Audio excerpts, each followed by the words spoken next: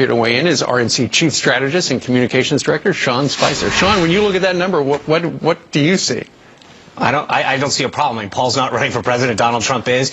He's doing a great job as Speaker of the House. His Better Way agenda is ensuring that every House Republican can go back and talk about the contrast that they have with their Democratic opponent and what a House majority means for every American. So he will be a great partner to Donald Trump in the White House, along with Mitch McConnell in the Senate, and we'll be able to finally get some change in Washington. All right, let's talk a little bit about this. Over the weekend, the Democrats were out there saying, hey, we've got eye-popping numbers from early voting, and that's great for us. Right. Well, what they don't tell you is that they have to do well in early vote. Democrats historically have done very well in the early vote. Republicans do very well day of. What they're not telling you is that they're not doing as well as they should be. So let's go through the numbers. In Ohio, where Obama did very, very well in key counties, the counties that he did well in, Franklin County, they're down 32%. Hamilton County, down 8%. Montgomery County, down 10%. Summit County, down 18%. And then you go to a state like Wisconsin, where you look at the top Republican counties, and this is good news not just for Donald Trump but for Ron Johnson,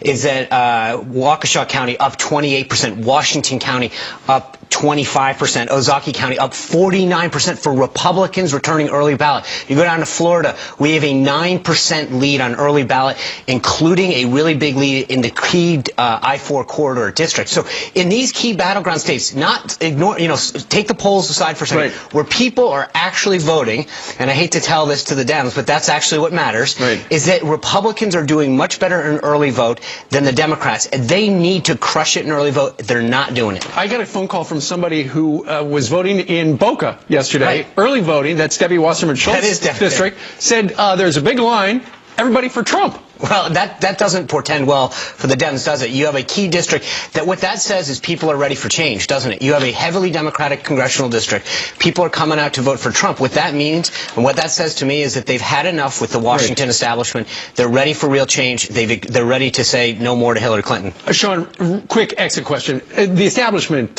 media saying it's over. Look, she's ahead. Yeah, Look at this Washington Post thing. It's over. Don't vote. Don't do nothing. She's going to. And again, that's what they don't want to talk about is what I just talked about, where people are actually voting, what the real results are. They want to talk about outlier polls or trends that exist, but when you actually look at who's voting and who's not voting, it's the Republicans that have the intensity and the excitement for a message of change. All right, Sean Spicer, who is hoping he's going to be very enthusiastic. I need to go to 2 weeks from today to check that out personally. All right, talk to in November. Absolutely. All right, Sean, thank you. All right.